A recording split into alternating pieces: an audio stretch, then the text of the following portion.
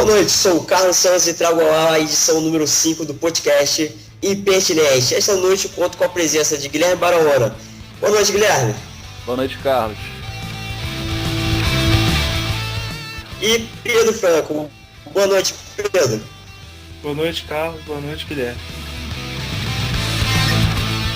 Guilherme e Pedro, quando achamos que vamos ter uma semana tranquila para o governo, afinal é uma semana festiva, aniversário do PT, a quadrilha faz 36 anos, há um agravamento da crise política.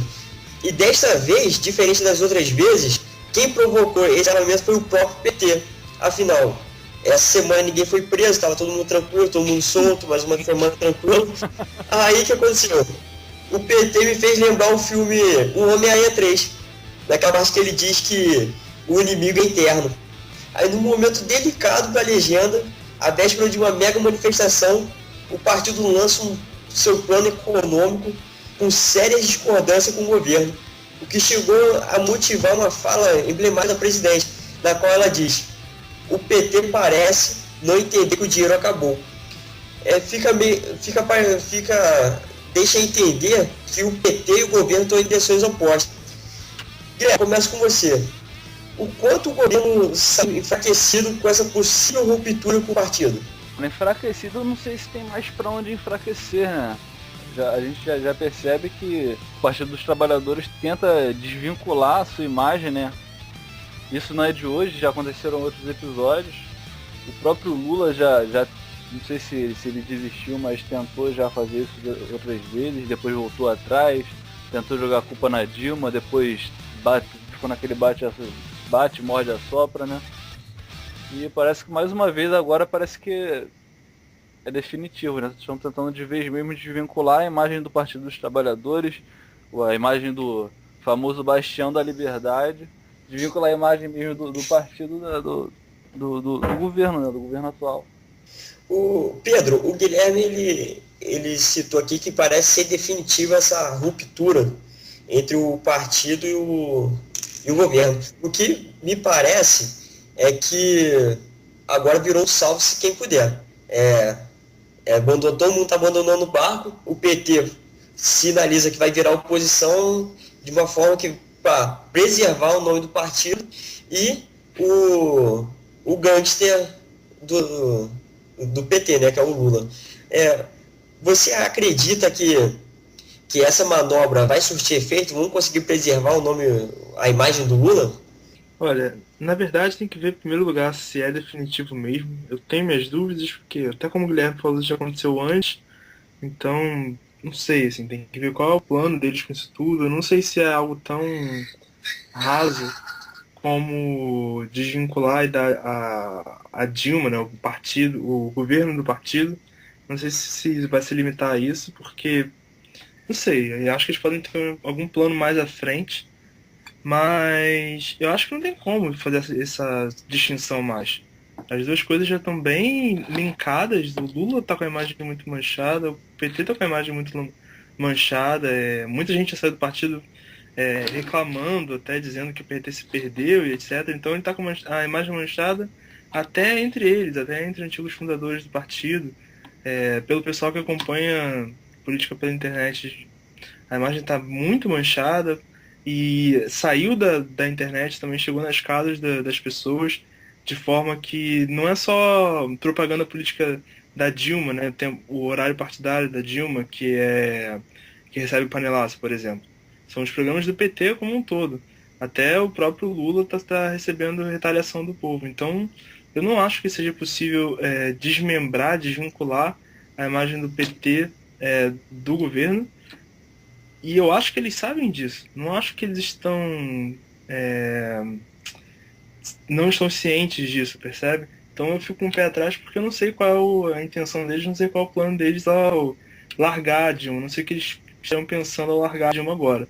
Não sei se é uma possível candidatura do Lula nas próximas eleições, não sei. Sei lá. Então, é até complicado você cravar alguma coisa, né? Porque o PT tem plano B, tem plano C, tem vários planos alternativos aí para essas situações, né? A gente pode ver aí que N ex-participantes do partido, né, migraram para digamos, para filiais do PT, né? No caso do PSOL, para a Rede, e são aquelas mesmas pessoas com supostos ideais aí de salvadores da pátria, dos fundadores do PT mesmo, partiram para esses partidos. A gente pode citar, por exemplo, o Molon. Não sei se o Molon foi por questão de ideais, mesmo porque viu que estava sujando a situação lá no PT, ele migrou para lá para de repente salvar simplesmente a imagem dele, começar alguma coisa por lá. Mas é complicado, né? Você fazer uma análise fria assim, né, cara? O que a gente que a gente percebe, uma das possibilidades é que o PT, ele ficou, lógico, foi o PT que criou a Dilma e ele manteve-se ao lado da Dilma enquanto pôde. Agora que o barco está realmente afundando, que parece não haver mais possibilidade de escapar de um impeachment ou de uma cassação no TSE, ele tenta salvar o projeto político, o projeto de poder do partido, que é muito maior do que a Dilma. E o Lula seria uma figura que, para o projeto político, o projeto de poder, seria uma figura central dentro desse esquema. E talvez seja por isso que começa essa manobra de se afastar do governo Dilma. É interessante essa fala que eu citei no início, é que a Dilma, ela parece que ela está acuada em relação ao PT, porque parece que o PT está sugando, querendo que ela dê mais dinheiro para o projeto e ela não tem de onde tirar.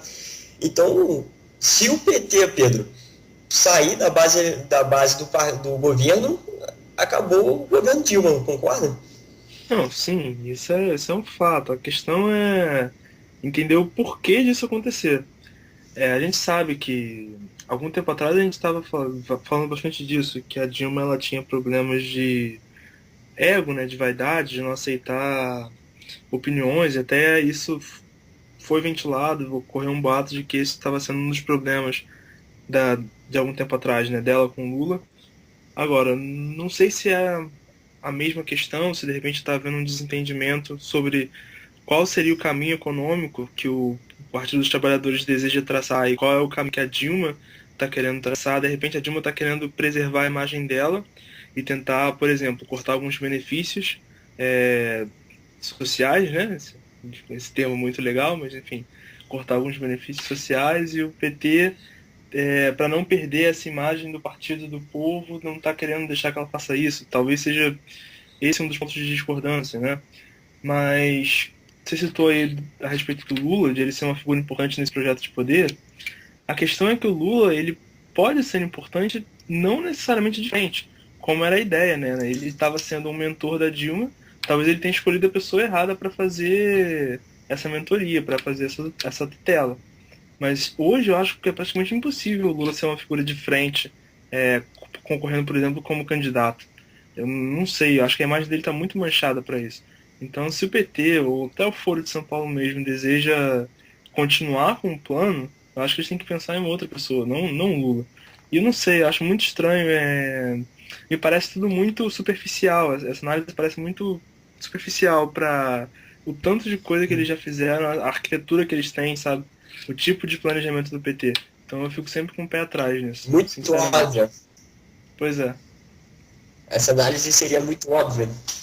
Mas o Guilherme, uma coisa interessante que mostra, pelo menos assim, aparenta ter realmente essa ruptura entre o governo Dilma e o PT, é que durante a festividade da quadrilha, a Dilma, ela não foi com medo de ser vaiada. Ela inventou uma viagem para o Chile, onde até mesmo alguns militantes chilenos estavam perguntando para os brasileiros o que a Dilma foi fazer no Chile, que não tinha nada para fazer no Chile, e ela apareceu no Chile de surpresa.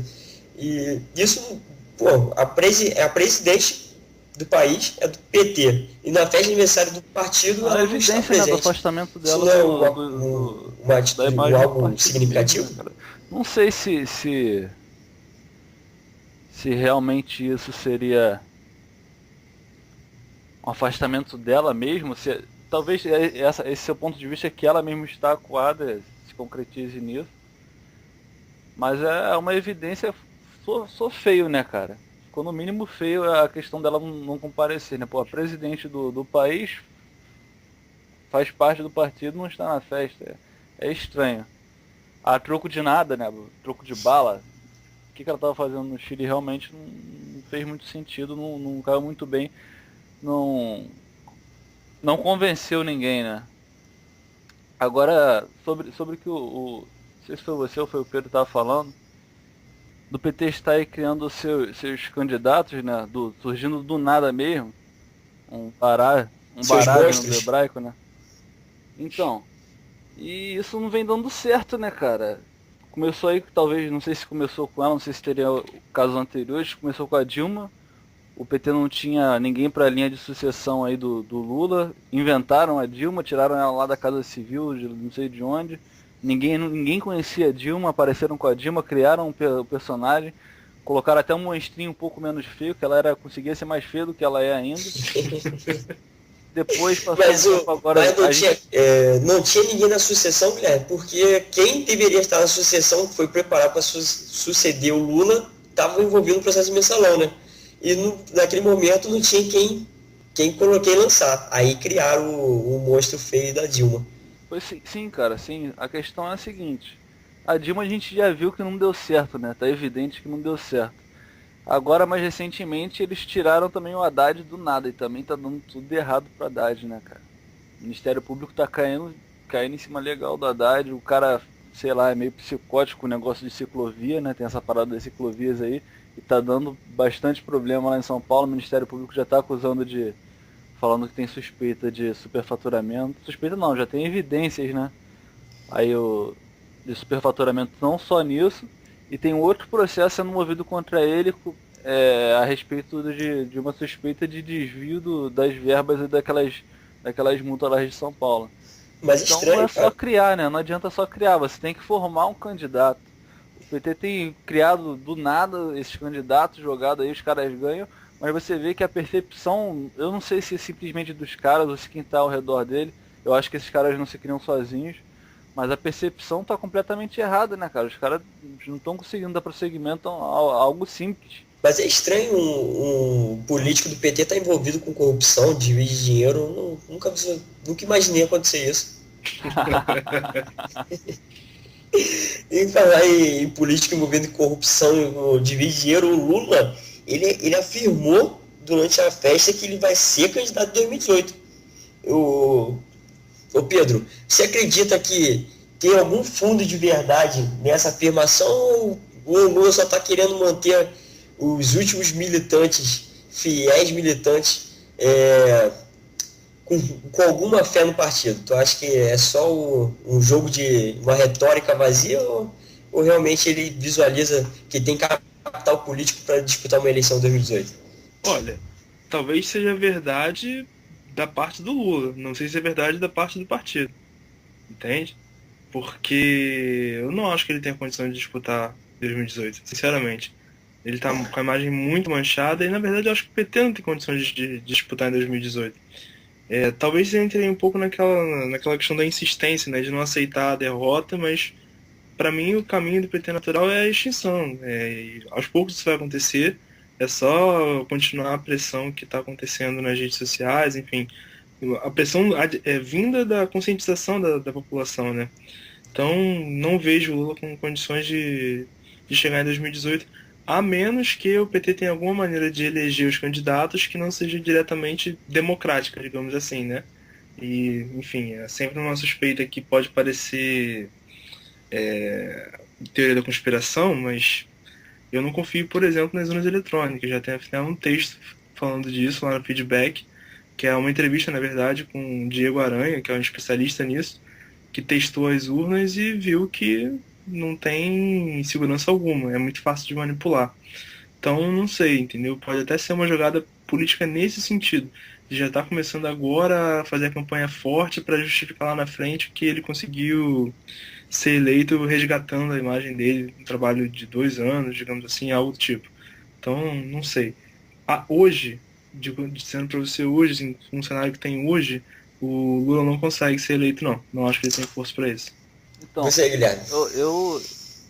eu acompanho o Pedro nesse pensamento aí de que ele não tem força. Mas eu acho que o Pedro foi muito otimista com essa questão de de extinção do PT, cara. Queria ter essa fé toda aí. Não, mas eu acredito que vocês são muito céticos também, pô. Vocês estão batendo, já tem uns 3 programas aqui que vocês afirmam que a Dilma não vai cair. Eu fico imaginando que eu sou muito otimista. Às vezes eu saio do programa achando que eu sou um bobo, que eu sou muito otimista em ter certeza que a Dilma vai cair. E eu acredito também, eu acompanho o Pedro no raciocínio que o PT não tem condições de ser partido político no Brasil. Em breve a gente pode ter o fim do PT. Se não o fim, pelo menos um enfraquecimento, O grande enfraquecimento, enfraquecimento. eu acho que é evidente que há um enfraquecimento explícito aí, que todo mundo tá vendo o que tá acontecendo, né? Só que Mas eu falo assim, você até chegar num ponto de fim do partido, acho que ainda falta muito ainda tem. O brasileiro é esquecido, né? O brasileiro é esquecido, infelizmente a gente ainda não consegue confiar em nossas instituições. Então, para isso chegar no ponto do partido deixar de existir mesmo, talvez, acredito até, por exemplo, que de repente o partido tenha uma reformulação para fazer aquele plano de marketing poderoso, tipo o que aconteceu com o PFL, lembra? O PFL é deixar de existir, entre aspas, aí se tornar um outro partido, mas agora daí para acabar mesmo partido, eu acho. Mas, só Guilherme, que... Pode falar, Pedro. essa reformulação já, em certa parte, está acontecendo, né?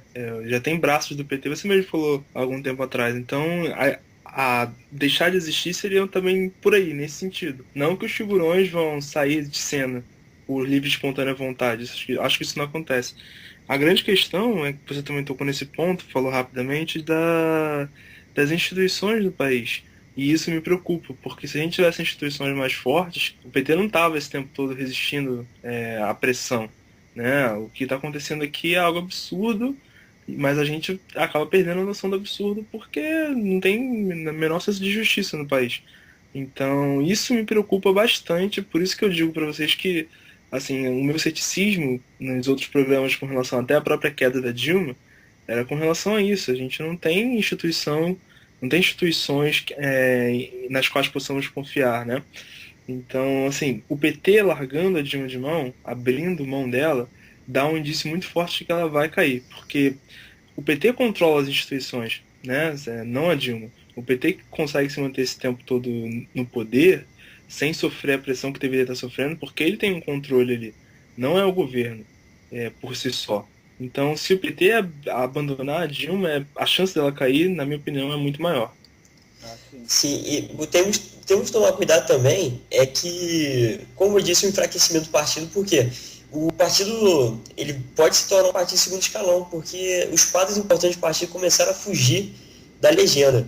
E isso é natural. Pode daqui a pouco, se mais figuras importantes do partido sair para preservar sua imagem, você mesmo, Guilherme, falou do Molon que saiu ou para preservar a imagem ou por algum motivo mais nobre. Se acontecer isso, o PT ele realmente enfraquece e vira um espantalho. A gente tem que tomar cuidado, porque é o seguinte, em 2010, Rui Falcão ele afirmou, ele falou, teve uma declaração dele que tinha saída por fora do PT. Caso o PT não pudesse vencer as eleições, a saída por fora seria o PSB. Então, existem esses partidos satélites que são falsa oposição e que servem como morada para esses políticos oriundos do PT. Entendeu? Então a gente tem que tomar cuidado, porque a gente fica batendo só no PT, a gente traz o PT muito pro protagonismo político e acaba se esquecendo que existe uma máfia, uma organização criminosa de escala continental exercendo influência política no país. Pois é, e assim, foi como eu falei, né? Não é só a extinção do partido em si, até porque isso já aconteceu outras vezes no Brasil e no mundo. A gente tem a dissolução de um partido, de uma legenda, de um nome, de um número, digamos assim, de uma marca, mas as pessoas que compõem esse esquema, elas vão a outros lugares e continuam fazendo ali as suas ações, independente de estarem naquela marca ou não. Então, acho que a legenda por si só não significa muito. Lógico que para chegar no ponto, né, ter a força que o PT tem, dizendo, eles têm que trabalhar muito, né? Vão ter que reconstruir uma marca, digamos assim, lançá-la de novo, conseguir conquistar um público-alvo, etc. Mas é perigoso achar que acabou. Na verdade, não acabou, até porque no Brasil a gente não tem instituições fortes, não tem um povo que tem um conhecimento grande na área, a gente não tem partidos de oposição verdadeiros, a gente não tem uma democracia equilibrada. Então é muito fácil você ficar nesse jogo dissolve aqui e daqui a pouco cria um outro para substituir e tomar o lugar. A gente vê isso acontecer com frequência no país, né? Então, a extinção do PT não significa que vai ser a extinção da esquerda, muito menos do projeto de poder que tá rolando aí.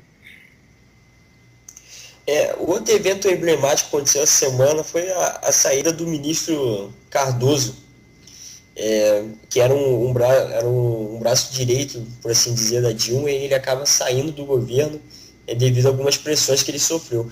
Dizem no bastidores que a maior pressão que ele sofreu foi por não conseguir melar a Lava Jato.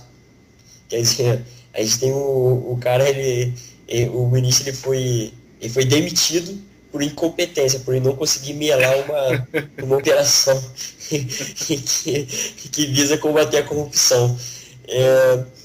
Pedro, o que a saída do Cardoso significa para o governo? A gente vem batendo a mesma tecla, né? A Dilma sai mais enfraquecida ainda, será que é possível ela estar mais enfraquecida? Eles precisam de um bandido melhor, né? Vamos ver se eles contratam o melhor agora. Mas isso que estamos falando. A gente estava falando que o próximo ministro, o objetivo dele, a missão dele é melar a Lava Jato. Ah, meu Deus. Vamos chamar o Beiramar, ver se dá certo. Se colocar o Beiramar no lugar do PT ainda é melhor, porque o Beiramar pelo menos trabalha, né, cara? Não combina muito com o perfil do PT, Entendi. Mas assim, a Dilma ela sai mais enfraquecida ainda, né? Mas acaba sendo redundante falar isso, porque a cada semana acontece alguma coisa e ela enfraquece mais ainda, até porque ela não tem muito o que fazer. Ela tá definhando, assim, não tem mais pra onde correr, né? É só esperar o tempo dela. Na verdade, eu acho que sendo otimista, ela tá esperando conseguir terminar o mandato sem cair. Ela tá tentando ver assim, quanto tempo eu consigo ficar. Oi? Terminar o mandato sem um AVC, porque pela pressão que ela está tomando lá, sofrendo no Planalto, daqui a pouco ela surta, que já é indício de que ela está surtando. Na verdade é indício de que ela sempre foi surtada, né? Mas enfim. A questão dela, acho que ela tá sendo otimista, sendo realista. Se eu fosse a Dilma, eu estaria feliz em conseguir concluir o meu mandato, mas eu acho que isso não vai acontecer. Então, assim, é redundante falar que cada semana ela enfraquece mais um pouco. E talvez não seja coincidência a saída do Cardoso e o afastamento do PT também ao mesmo tempo. Enfim, pode significar que de fato ela está começando a trilhar aí o caminho do impeachment. Eu acho que o próprio PT, cara, já vê que é insustentável, né, a permanência da Dilma no frente do Estado. Agora, eu acho estranho, cara, essa saída do Cardoso. Porque a gente sempre tem que ter um pé atrás, né? Porque na verdade, se a gente for analisar, ele saiu de um canto e foi para o outro, né, cara? Ele continua ali, na base do governo. Ele saiu do Ministério da Justiça, mas vai assumir a Advocacia Geral da União. Então eu não sei o que significa realmente essa saída do Cardoso ali do Ministério da Justiça. Tá entrando mais um, eu não sei se realmente é essa questão. Eu não sei até onde o ministro da Justiça consegue contornar isso. Não sei se eles viajaram muito achando que realmente era isso. Queria conseguir conter a Lava Jato. É meio suspeito, né? Meio obscuro isso. Olha só para você ver o nível que chegamos na política nacional. Cada movimento político em Brasília, a gente fica com o pé atrás. Parece até que a gente está andando no Rio de Janeiro, que a gente anda assustado. Qualquer movimento a gente fica com o pé atrás.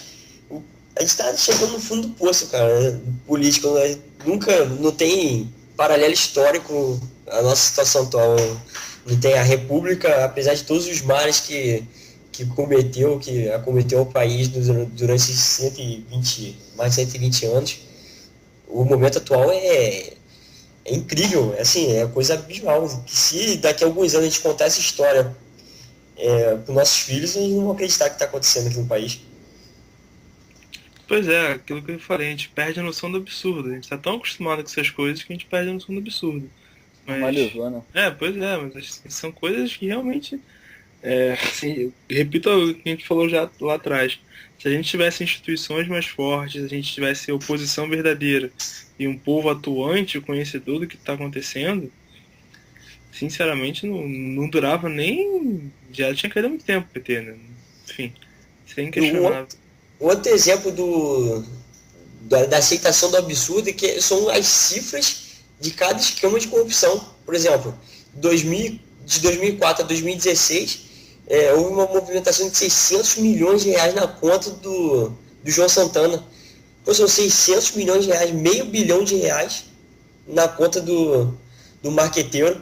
E são vários esquemas nesse nível. Quer dizer, é um nível de absurdo que a gente já entendeu. Assim, ver 600 milhões de reais é tranquilo, pô. A Petrobras está com mais de alguns bilhões de furo, então a gente acha até que é dinheiro do café. Quem vê o nível do absurdo. Hoje tudo é bilhão, né, cara? Hoje estamos no tempo de Ciro Gomes já. Muito bom. A gente só faz conta com bilhão, cara. Não tem mais um escândalozinho, desviaram 500 mil ali na... É bilhão, é sempre bilhão. Antigamente, 300 mil reais era muito dinheiro, agora é troco. Antigamente uma Elba era dinheiro, né, cara? O Collor caiu de um Fiat Elba, pô.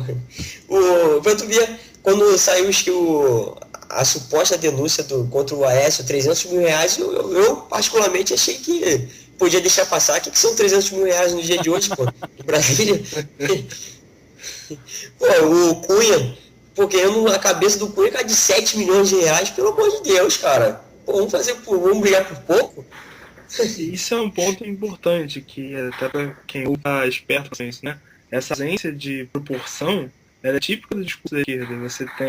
Quando você tem a acusação da corrupção do PT, da esquerda, etc e tal, eles vão chegar e falar, não, mas o brasileiro é corrupto também, então a culpa é de todos os brasileiros, não é daquele que está desviando bilhões e bilhões. Eles são igualmente culpados, porque o cara que, sei lá, avança o sinal vermelho à meia-noite, ele é tão culpado quanto a partida que montou, né, uma verdadeira rede de corrupção internacional.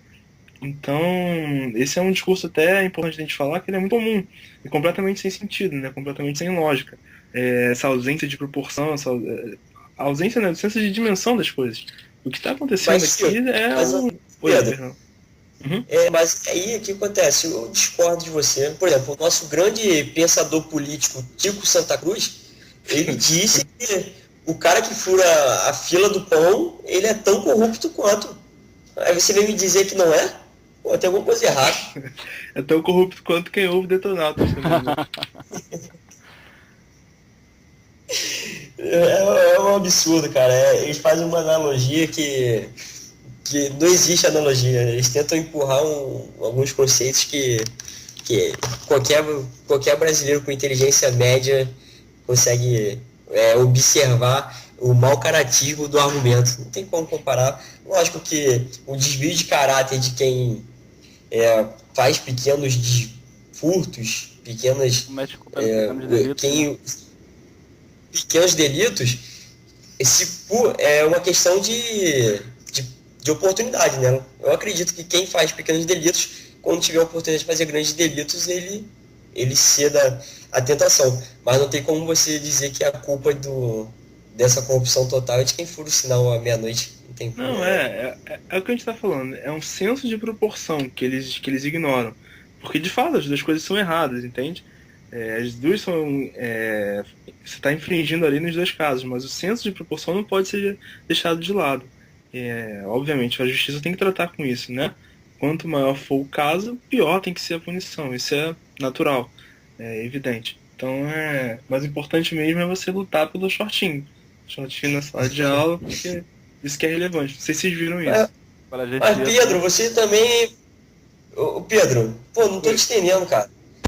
A Luciana Genro foi apoiar as menininhas do shortinho e você tá criticando, foi uma presidenciável.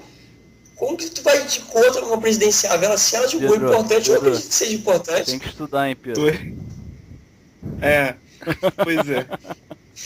Não, e o engraçado, o que eu achei bastante louvável, foi o apoio dos rapazes. Vocês chegaram a ver isso, o apoio dos rapazes, que foram para a escola de shortinho. Eu não vi nenhum rapaz na foto não, cara. É ridículo. Maluco, se é meu filho, eu enfio a porrada nele quando ele chegasse em casa. Tá de sacanagem, cara. Pô, como que o cara bota um shortinho enfiado no cu pra apoiar? Não dá pra entender. É a geração Y. Essa geração foi que não acompanhou o Renato Gaúcho, não acompanhou o Romário, não viu. Já tá chamando de geração Z Cavaleiros do essa, Zodíaco. né? Nem geração Y mais, geração Z. Pô, foi o. Aí, Eu pô, sempre levanto o seguinte, meu irmão, a culpa é do mertiolate que parou de arder, cara.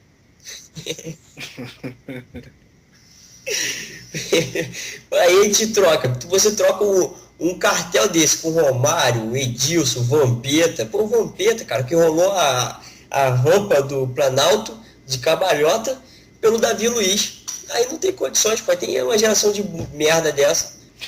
É difícil. E, voltando aqui ao foco da nossa conversa, a gente falou da Lava Jato, do próximo ministro ter como missão prioritária melar a Lava Jato.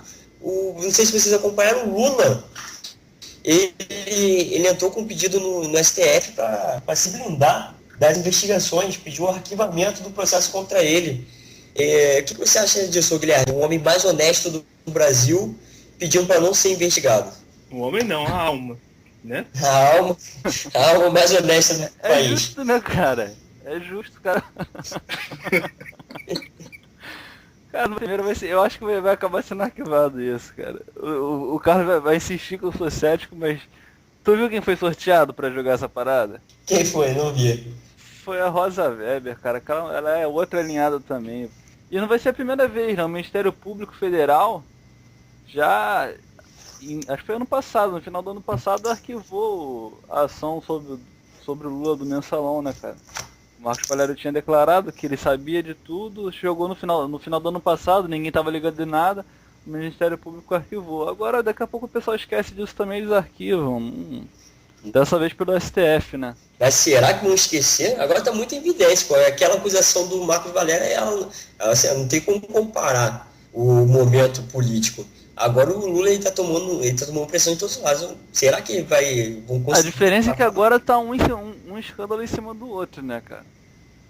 Mas se você pegar o julgamento do STF sobre impeachment, cara, pô, foi ridículo, né? Eles começaram num jogo de vamos ser justinhos aqui, aí veio foi o Fachin que começou o julgamento, votando a favor do prosseguimento da chapa, eu não lembro. Eu também não me recordo. Eu sei que começaram, falei, caraca, esse negócio vai pra frente mesmo, tava, né? Deu um fio de esperança, né? Depois a gente viu que é só aquele jogo pra enganar trouxa mesmo, a gente se encher de esperança, mas é pra fazer a gente de bobo. E a Rosa é alinhada também, cara. De repente, se caísse pro Gilmar Mendes votar isso, eu ainda teria um pouquinho de esperança. E você, Pedro, acompanha o ceticismo do Guilherme? O Guilherme é muito cético. Eu não gosto nem de conversar com ele, que eu me saio até desanimado. Desanimado, né? Desanimado. Parece aquele velho chato, César. Não, isso não dá certo. E você, Pedro, acompanha o ceticismo do Guilherme? Será que vão abafar o processo? Um pouco, mas assim, eu acho que, como eu disse, as instituições a gente não pode confiar tanto assim, mas eu acho que também a gente está num momento diferente, né? Quando o escândalo do Mensalone surgiu, o momento era completamente diferente do que temos hoje. A gente tem hoje uma pressão muito maior sendo feita e por parte da população, né? Então, a gente não tinha isso antes. O Mensalão passou despercebido. Muita gente até justificou o Mensalão dizendo que era a única forma de fazer o bem pelo país. Não sei se vocês lembram dessa história, né? Mas muita gente defendeu na época que o Lula comprar o Congresso era a única forma dele conseguir fazer o bem pelo país, né? Então o cara saiu ainda como se fosse um santo. Pelo bem da revolução. Pois é, então. Hoje a gente não tem mais isso. A gente já percebe que isso realmente é um esquema de poder, eles estão ali para ganhar dinheiro, para se manterem no poder, é só isso mesmo. Então, a mudança no pensamento das pessoas, por mais que ela seja pequena e não seja uma boa parcela da população, ela me dá um fio de esperança de que há alguma possibilidade de prosseguirmos. Por exemplo, eu já disse aqui, né, eu acredito que o PT ele vai aos poucos ser extinto, né, e isso é por conta disso, por conta da mudança da mentalidade das pessoas. Pode não ser agora, pode não ser rápido, nem diretamente, talvez, mas isso está acontecendo. Eu acredito que o Lula vai pelo mesmo caminho, não acho que ele consegue escapar, não. Se não for agora, vai ser daqui a pouco. Se não for agora, ele vai ser pela providência divina. Não é possível que ele seja imortal.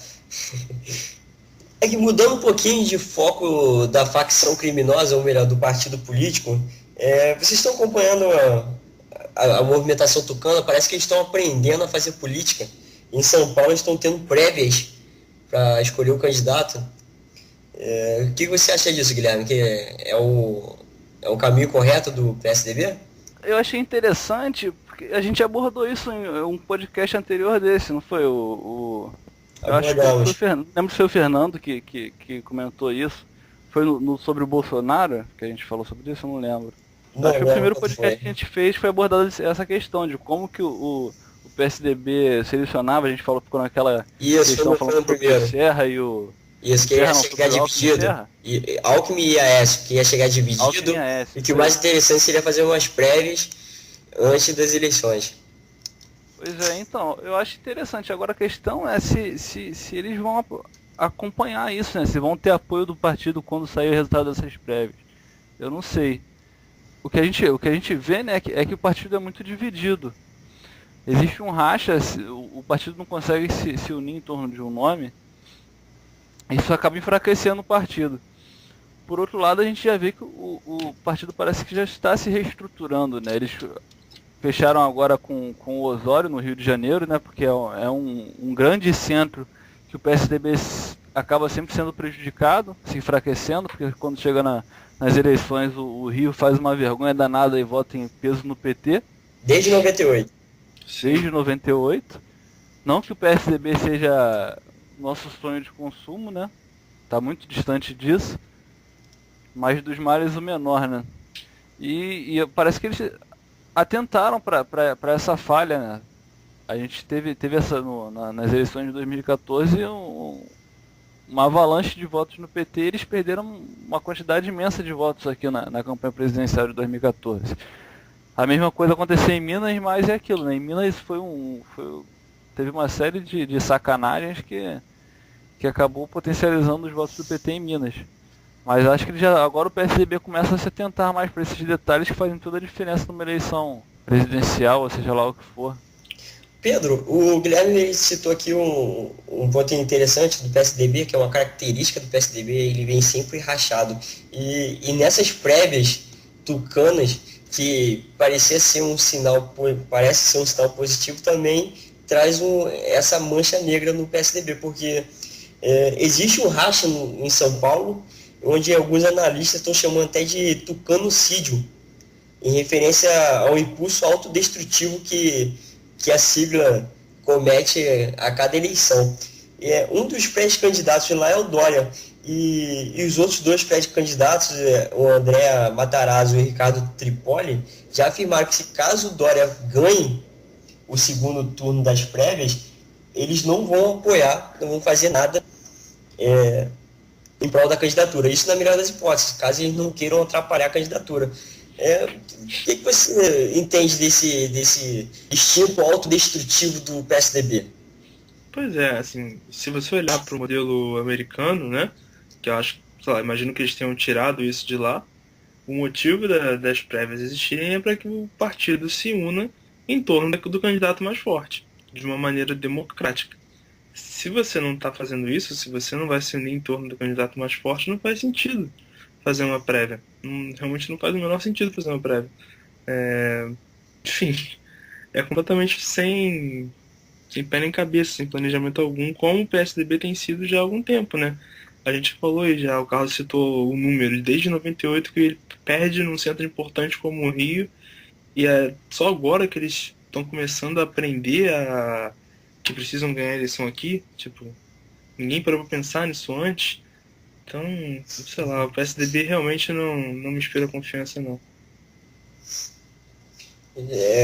E você, Guilherme, o PSDB te inspira confiança em ser a oposição que a gente precisa para tirar o PT de lá, ou você acompanha o Pedro? Eu acho que se dependendo do PSDB a gente vai ter mais uma dose de petismo. O PSDB até a última eleição era o que tinha, né? Eu não sei. Agora está aumentando os quadros, né? É, Pode aparecer novos candidatos. agora eu não sei, porque é quase impossível você estipular um quadro para 2018. A gente ainda está um pouquinho distante, né? E se depender do PSDB, eu acho que a gente ainda teria mais uns 20 anos aí de PT. A posição mais frouxa que a gente já teve aí. Acho que é a posição mais apesar frouxa. de 2014 ter me surpreendido. Eu acho que até que eles demoraram um pouco, é claro, no perfil do PSDB, mas até que atacaram um pouco, né? Saíram um pouquinho da defensiva. Só que é aquilo, o Aécio atacou do jeito dele, do jeito social-democrata de ser, só que não, parece que ele não tem apoio do partido. Não tô falando, é claro, que ele é, meu Deus, o Aécio é o direitão. Não é. É um frouxo também. Mas parece que é o frouxo com mais culhões dentro do partido. Exatamente, é um frouxo menos frouxo que os outros frouxos. Só que a gente vê que não tem prosseguimento, né? Passa 2014, o PT sendo atacado de tudo quanto é lado e a oposição muda, completamente alheia a tudo que está acontecendo. Agora, nessas manifestações do dia 13, que repito que é muito importante que participemos, que nós demos voz a essa manifestação do dia 13, que o Aécio começa a aparecer representando o PSDB aí, falando que a gente tem que ir, que tem que participar. A gente sabe que ideologicamente eles são alinhados, PT e PSDB, mas é o que a gente tem para hoje, né? Ou tinha, não sei se tem mais alguma coisa. Tenho fé que teremos mais coisas para 2018 e que em 2018 até 2018 vamos nos livrar desse câncer. Mas agora confiar no PSDB, não confio não. É difícil, mas eu acredito que para 2018 teremos sim um nome forte, que é o Bolsonaro. Eu escrevi para feedback falando sobre isso, que o sonho era possível. Até 2018 a tendência é crescer, é igual a academia, a tendência é crescer. Desde 2018 acredito que vão ter um nome bastante forte de oposição de verdade. Guilherme, Pedro, eu vou chegando ao final do programa, mas não antes comentar um assunto que eu vou desviar aqui totalmente a linha do programa agora, das pautas que a gente veio batendo. O ouvinte talvez até fique meio, se assuste um pouco, é que viralizou um vídeo na internet, teve um vídeo que gerou alguns debates na internet, que vai estar aqui para o ouvinte o link desse vídeo aqui embaixo na descrição, que crianças negras, ali nos Estados Unidos, algumas crianças negras estavam implicando com uma menininha branca, crianças mais velhas, de torno de 7 anos, 6, 7 anos, estavam implicando com a criança branca, uma criança de seus 4 anos, não mais do que isso. Agredindo até, né? Agredindo fisicamente. O que isso significa, assim, para que caminho estamos seguindo? Qual caminho estamos seguindo quando a gente vê que porque criança não nasce preconceituosa, ela não nasce racista. Essas crianças negras, elas foram ensinadas a odiar os brancos. Qual o caminho que os Estados Unidos está seguindo, e que acredito que o Brasil também está seguindo o mesmo caminho, que tudo que é ruim nos Estados Unidos a gente tende a copiar, né? As coisas boas a gente rejeita, o que é ruim a gente tende a copiar. Pedro, para onde que estamos indo? Então, olha só, vamos lá. Eu acho que a criança, ela por si só, ela não ela não tem um senso de, vamos dizer assim, de dimensão das coisas que ela faz, né? Poderia ter acontecido uma situação semelhante a essa, de haver uma briga, uma agressão entre umas crianças mais velhas e uma outra criança mais nova, como foi o que aconteceu ali no vídeo. O que chama atenção no vídeo para mim, e aí isso prova para mim que de fato houve ali um ensino, algo por trás que envolva a questão racial, foi o tipo de agressão verbal que foi feita. Eu não sei se vocês viram um vídeo que tinha legenda, não lembro se viralizou com legenda ou não, mas o que as meninas negras estavam falando é que a outra era feia por ser branca, em resumo, entende? Então não foi uma questão de brincadeira de criança de mau gosto, entre aspas, né? Porque poderia acontecer de crianças sem, digamos assim, sem maldade estarem lá brigando e bater uma na outra, isso acontece. Agora, a questão foi o tipo de agressão feita. Foi uma agressão intencional e com as palavras utilizadas não foram palavras ao acaso, né? Elas ouviram aquilo ali em algum lugar, talvez nem tenham a real consciência do que fizeram, do que estavam falando, mas elas ouviram aquilo em algum lugar. E isso para mim demonstra que há sim aí alguma influência desse movimento racial, que acaba é sempre o mesmo padrão, né? Ele acaba punindo, digamos assim, um erro, compensando esse erro com outro erro. Se o problema é o racismo do branco para com o negro, a gente vai lá então faz um racismo inverso. Pega lá e faz um racismo do negro para com o branco. Mas enfim, acabam invertendo isso, criando um racismo inverso, né? E muita gente diz que isso não existe. Essa questão do tal do empoderamento do negro e etc. É como se você, para resolver um problema, precisasse automaticamente eleger a outra categoria, digamos assim, a uma posição superior para poder compensar todos os problemas causados ao longo dos séculos e por aí vai. Então, isso me chamou a atenção, o tipo de agressão verbal, principalmente, que foi feita com a criança branca, né, prova para mim que há uma influência aí do movimento negro, talvez algum pai ou familiar dessas crianças que fizeram isso, não sei onde elas ouviram, mas obviamente elas ouviram alguma coisa, porque não é o tipo de coisa natural de se dizer, né? A briga, dissensão entre crianças é normal e até saudável, mas aquilo ali que aconteceu, esse tipo de palavreado, né, de name calling, né, tipo esse tipo de apelido, isso não é normal.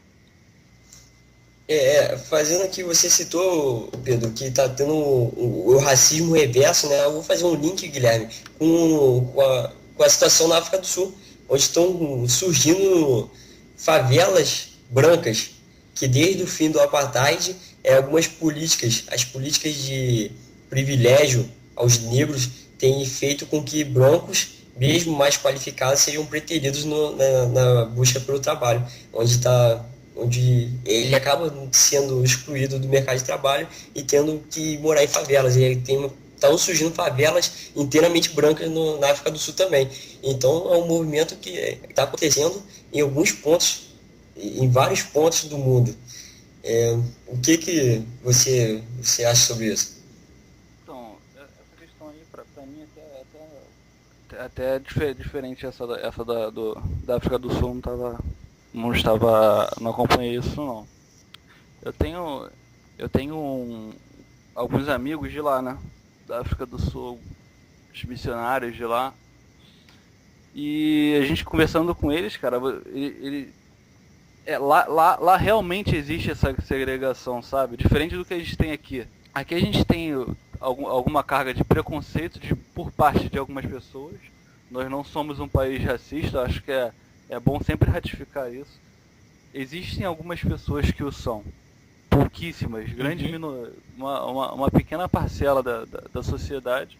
E é sempre bom a gente ratificar isso, porque a gente tem que derrubar esse discurso de que aqui há uma sociedade que carrega, sei lá, um discurso para diversos pontos, seja em relação à mulher, seja em relação ao negro, que sustenta um sentimento de patriarcado, ou do branco sobre o negro, ou segregacionista, quase um apartheid.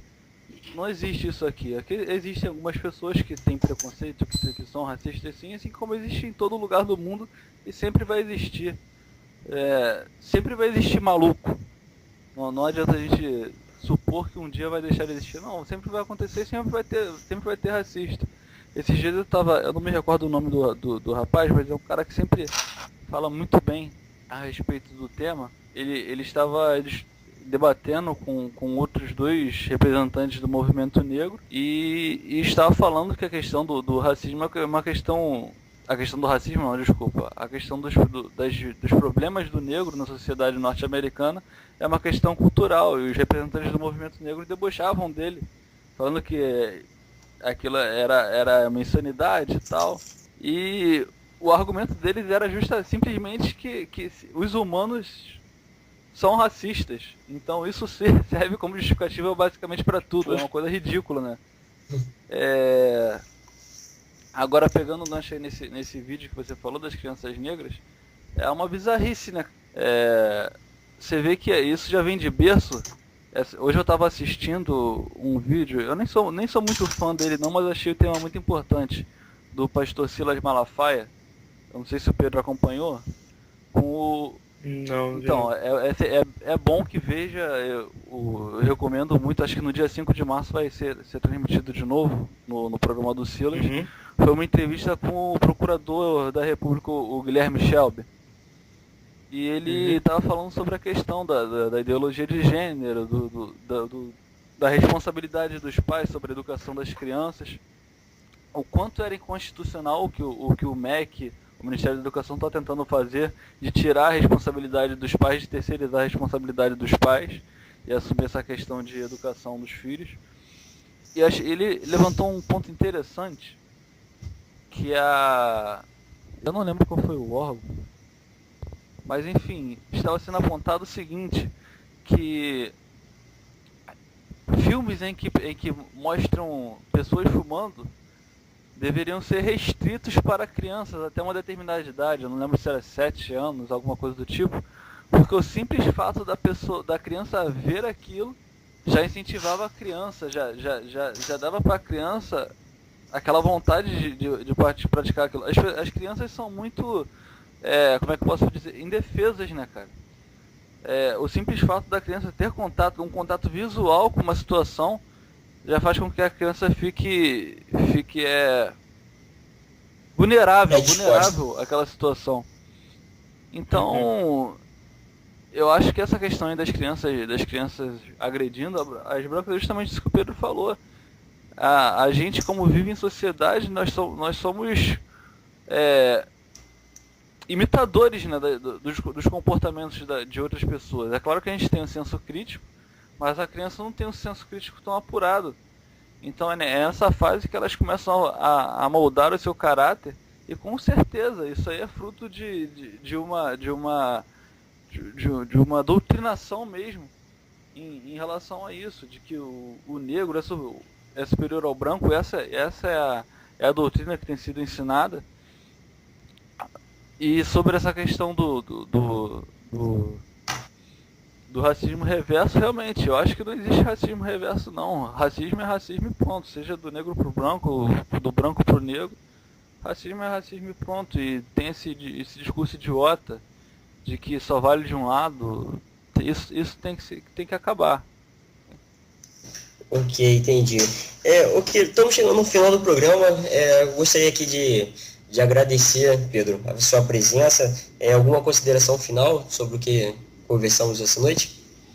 Sou eu que agradeço, e acho que a consideração final tem que girar em torno da manifestação do dia 13, porque, independente de tudo isso que a gente está falando aqui já há alguns programas, né, é indispensável que a gente esteja presente nesse dia 13, faça a nossa parte, cumpra com o nosso papel e continue pressionando a todo mundo, na verdade, né?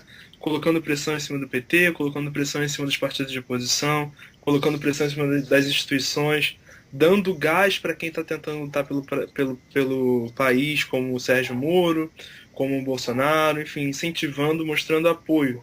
Então é fundamental que a gente esteja presente nas manifestações do dia 13. Queria agradecer também, Guilherme, a sua presença. Alguma consideração final? Eu reforço aí o pedido do Pedro. E o que eu espero é que não esmoreçamos, né? A gente seguir avante aí nessa pauta de derrubada mesmo desse projeto aí maligno mesmo, diabólico do Partido dos Trabalhadores e Aliados, do Foro de São Paulo. Nós temos que continuar lutando, não nos acostumarmos com com tudo isso que está acontecendo. Vamos nos acostumar com Não o nos absurdo. acostumarmos com o absurdo, exatamente isso. Isso aí é o que eu quero deixar aí de mensagem final aí pros ouvintes. Muito obrigado, Pedro, muito obrigado, Guilherme, e muito obrigado a você, ouvinte, que nos acompanhou. Curtam o nosso canal, Podcast Impertinente. Até a próxima.